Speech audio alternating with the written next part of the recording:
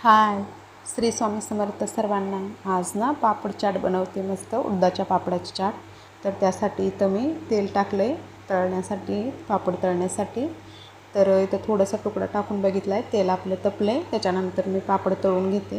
हे बघा, हे पापड ना मला माझ्या आईनं दिलेले गावाकडून, उडदाचे पापड.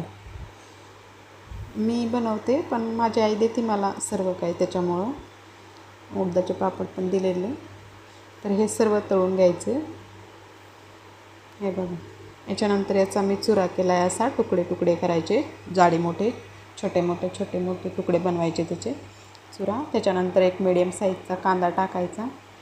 इथं थोडीशी काकडी टाकली मी कट करून. टोमॅटो,